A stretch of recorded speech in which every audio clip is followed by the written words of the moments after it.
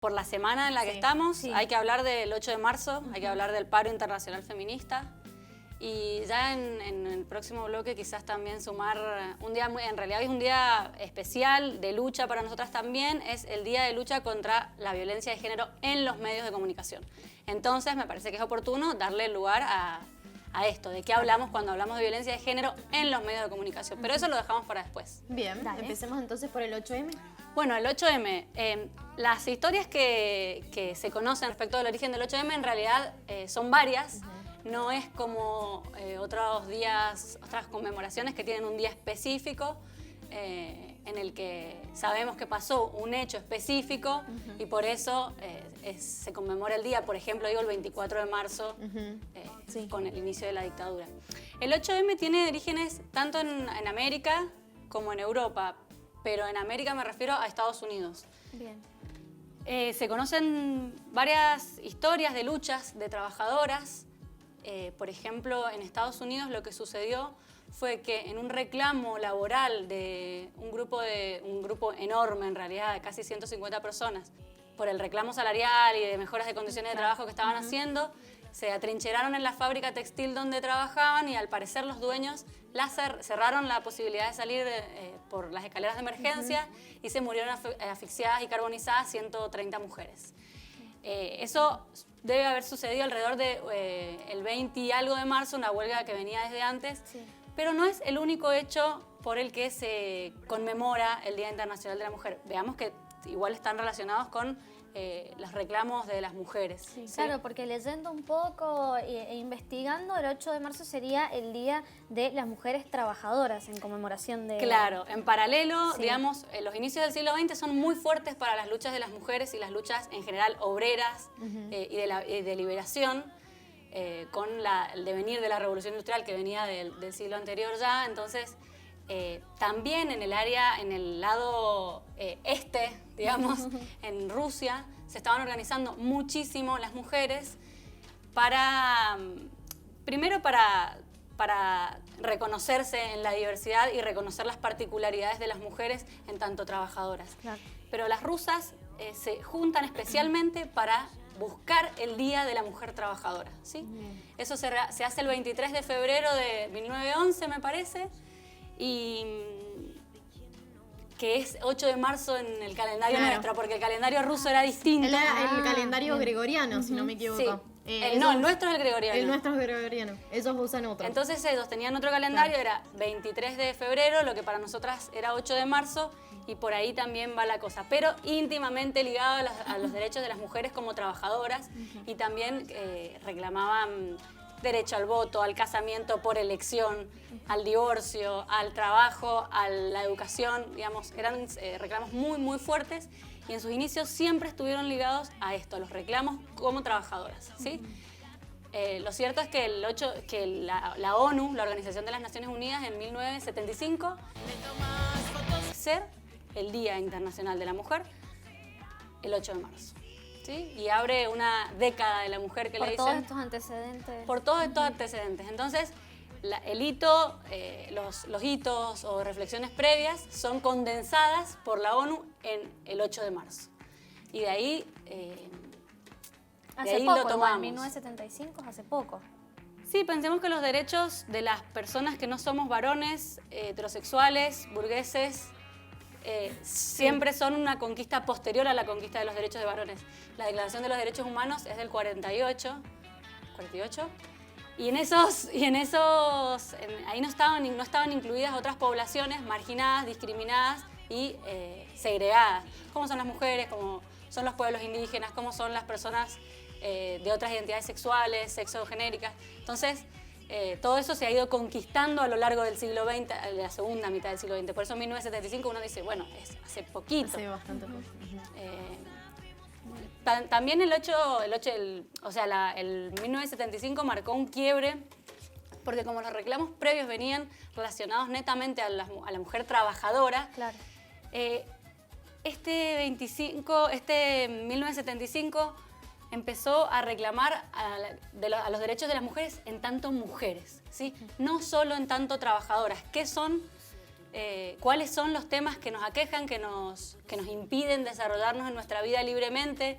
Entonces, desde ahí, por ejemplo, en las décadas del 70, los países de Europa empiezan a legalizar el aborto. Pensemos que en Argentina el divorcio no era legal hasta el 87. Cuestiones que una dice no puede haber sido, pero es a partir de la segunda mitad del siglo XX que se empiezan a conquistar estas cositas y se empieza a entender los derechos de las mujeres, en tanto mujeres, los anticonceptivos, por ejemplo, aparecen las píldoras orales. En los 60, una revolución sexual para las mujeres que podíamos tener relaciones íntimas, sexuales y no quedar embarazadas. Entonces, la idea del placer ligada la idea del sexo, ligada al placer y no solo a la reproducción, ha sido realmente un cambio muy grande y hoy vemos que continuamos con eso, ¿no? Sí, todavía se sigue luchando por lo mismo y por cosas diferentes, pero se sigue. Es como que nunca van a terminar porque todavía estamos en desigualdad de oportunidades, obviamente. Así es.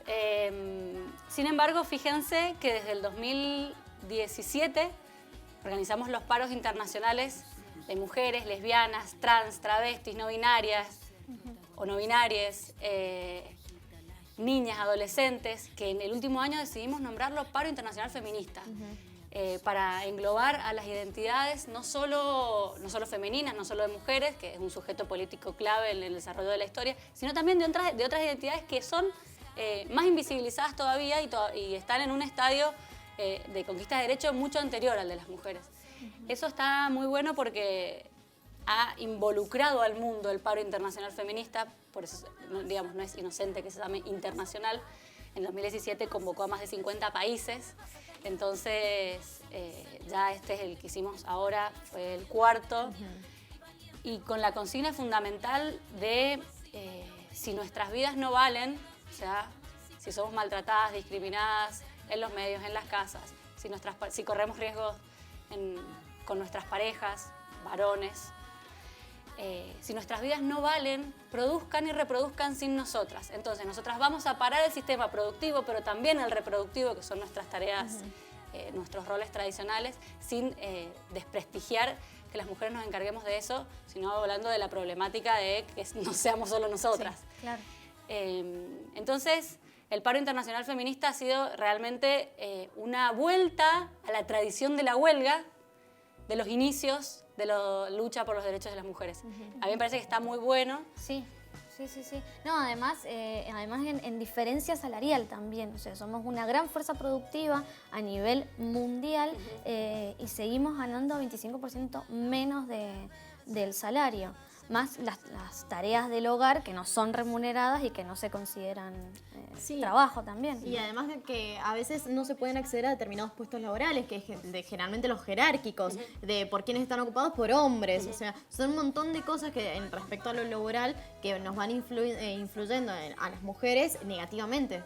Son muchas cosas. Justamente ayer, las trabajadoras del SICUNC y otras autoridades de la universidad hicimos un conversatorio que lamentablemente fue hasta a la hora de este programa, empezó a la hora de este programa, entonces no pudieron ir, asistir. pero la idea es reproducirlo, repetirlo. Un conversatorio sobre esto que decís, Agos, del techo de cristal, cómo nos limitan el hecho de ser mujeres, nuestro desarrollo profesional, cómo podemos ser la base de todo y desarrollar los trabajos hasta más sucios, digamos, o que implican mayor energía, pero a los puestos de poder no llegamos nunca porque esos están reservados para los varones, ¿sí? Como también hablamos de cómo nos afecta la metáfora que le decimos del piso pegajoso, que son son todas las tareas reproductivas que de hecho siguen recayendo sobre nosotras y nos impiden desarrollarnos laboralmente de manera libre, ¿sí? Cuando relegamos ciertos trabajos porque en realidad necesitamos tener más tiempo en la casa, cuidar hijos, hijas, hijes. Eso es el piso pegajoso, el hecho de que igual seguimos atadas a un piso que no nos deja superar esa instancia de que la totalidad de los trabajos reproductivos y de organización de la vida familiar recaigan sobre nosotras. Ayer hablamos mucho de eso, la verdad que fue muy interesante el conversatorio, todas las mujeres plantearon cuestiones del estilo, todas se vieron reconocidas y lo bueno es que la idea del conversatorio tuvo su efecto porque era reconocer que lo que le pasa a una, en realidad le pasa a todas. Y es el lema feminista de que lo personal es político. Ahí estamos viendo imágenes de la marcha. ¿Cómo se vivieron todas las marchas y el paro internacional en el mundo? ¿Cómo lo viste vos, Julia? A mí me crespa la piel, digamos, la cantidad de personas que habitan las marchas. Sí. Esto hace años, y no digo muchísimos, digo pocos, 5, no era tan masivo, no era tan masivo. Claramente, no solo se han incorporado las juventudes a las luchas por los derechos de las mujeres y de lesbianas, de trans, de niñas, de adolescentes, Sí. sino realmente se está replanteando la desigualdad de poder que existe y las jerarquías entre los varones y todas las personas que no seamos varones. A mí realmente se me pone la piel de gallina por el crecimiento del movimiento. Sí, no, y además lo que yo vi particularmente mucha gente joven. Muchas niñas, o sea, adolescentes, muchas personas jóvenes. Eso y me gustó porque está habiendo un cambio, está habiendo un cambio desde lo generacional, así que es muy lindo verlo, ir a las marchas. Es muy linda la marcha, es muy lindo todo el recorrido, las personas que van, es súper tranquila, familiar, vi muchas abuelas, madres, abuelas, Eso sí, sí, familias eso- enteras. Ahí estoy pasando yo, miren. Eso les iba a comentar, lo que yo vi fueron muchas abuelas, muchas mujeres grandes emocionadas porque nunca, y que me contaban y me hablaban que nunca habían vivido experiencias así, que se sentían muy bien y muy cómodas porque a la edad que tenían estaban luchando por sus derechos y que tal vez de más joven no lo pudieron hacer porque tal vez no tenían nietas que las acompañasen. Entonces eso es lo que noté yo. Y la solidaridad entre mujeres, ¿no? Eso, muy fuerte. Sí. Cuando una va a una marcha se siente acompañada, ¿no? Sí, Somos y entendida.